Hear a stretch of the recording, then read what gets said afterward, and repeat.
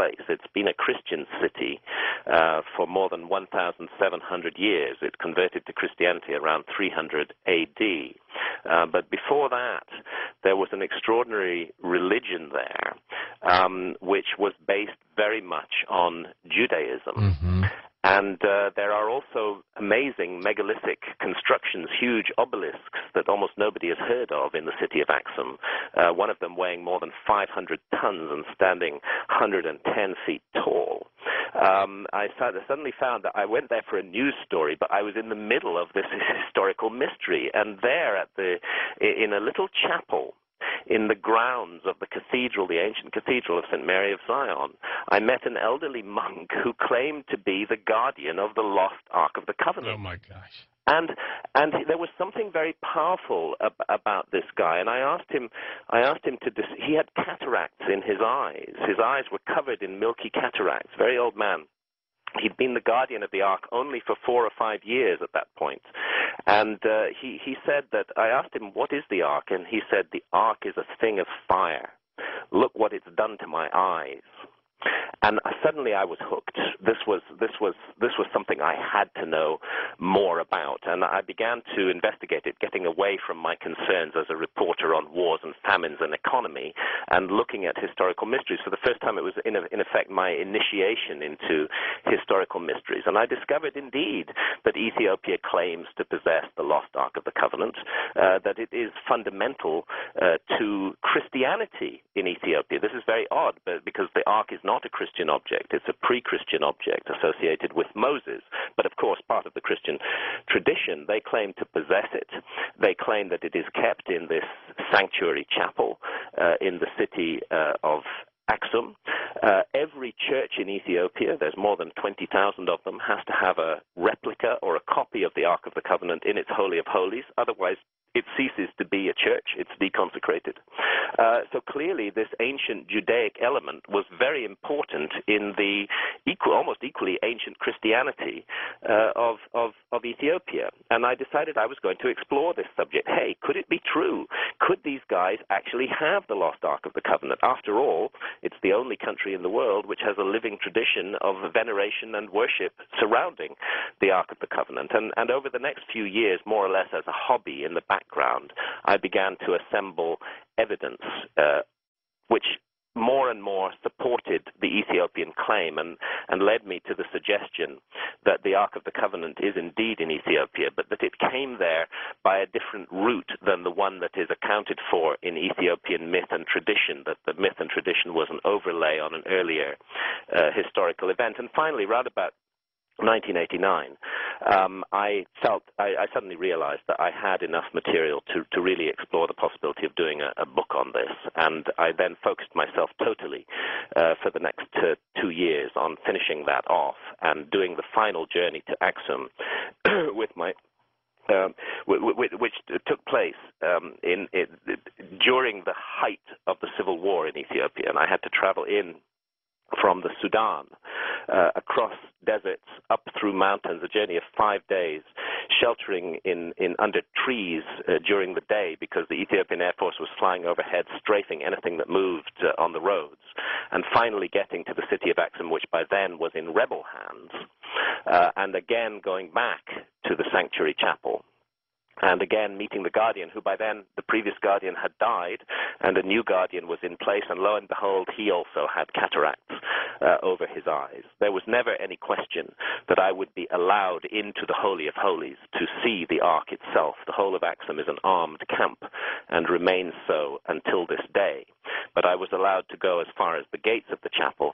And you know, oddly, my gung-ho journalistic instincts to somehow force my way past and break in were discouraged not only by the men with guns, but also by the feeling of the sanctity and holiness of this object, and that in a sense I wasn't good enough to be allowed in there. That there's some special quality of the human being who guards this object and who is the only individual who is allowed to go into its presence. So I ended up writing the book, The Sign and the Seal, a quest for the lost Ark of the Covenant, which does support the Ethiopian claim, but also goes into many other highways and byways, including the Knights Templar, who I believe did go to Ethiopia in the 12th century in search of the Ark of the Covenant. That's a great story. Now, Fingerprints of the Gods, where you talked about a lost great civilization. Yes. How great was that civilization? Well, I was led into Fingerprints of the Gods while researching The Sign and the Seal, because there are certain aspects of the Ark of the Covenant. If you go into all the ancient traditions, there's masses of material in the Bible itself, but there's also wonderful material on the Ark of the Covenant in Jewish legends. Really extraordinary additional information on this object. And when you assemble all this information together, as I did in The Sign and the Seal, you find that you're dealing with an object that sounds almost as much like a piece of technology as it does sound like a radio for talking to God. And when I use the phrase radio for talking to God, of course, that's how it was described in the Indiana Jones Raiders of the Lost Ark movie. And indeed, Moses did use the Ark of the Covenant to talk to God. He would go into its presence and hear the voice of God coming from the Ark, and he would speak to God. There was something about it, the way that it was used as an instrument of war when the Israelites were conquering the Promised Land. The Ark of the Covenant was carried before them. It was the Ark carried around the walls of Jericho that led to the falling down of those walls. Not so much the trumpets, but the fact that the Ark of the Covenant was carried around 7 times. It sounded like a piece of technology, and this opened my mind to the possibility that there might have been a forgotten episode in human history, and perhaps that some of the mysteries of the Ark could be explained by the heritage of a lost civilization. And therefore, when I finished The Sign and the Seal, I decided that that would be my next inquiry. Could there have been a huge forgotten episode of a technological culture in human prehistory? Perhaps a culture very different from our own. Perhaps technology didn't occupy the same place in that society as it does in ours, but nevertheless an advanced, lost civilization. And so what I did really in Fingerprints of the Gods was to reopen this issue. I was not the first person to explore the issue of a lost civilization, but I reopened it in the light of a quanta of stunning new information that came into the public domain during the early 1990s. And I speak here particularly of 2 researchers, or rather 3. On the one hand, there's John Anthony West and Professor Robert Schoch, professor of geology at the University of Boston, who in the early 1990s, just when I was beginning to research this book, had put forward a really compelling case that the Great Sphinx of Giza in Egypt, which stands close by the pyramids, is much older than Egyptologists believe it to be.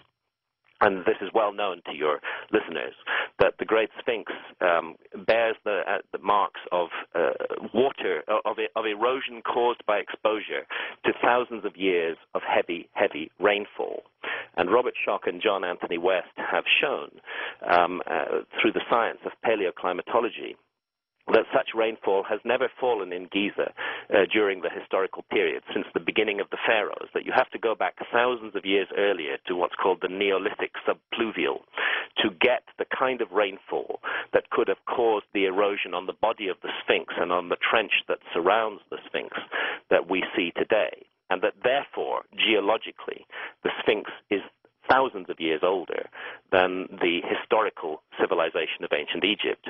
And intriguingly, the Sphinx was created by carving out a huge horseshoe-shaped trench in the Giza Plateau, which separated the core body from the bedrock.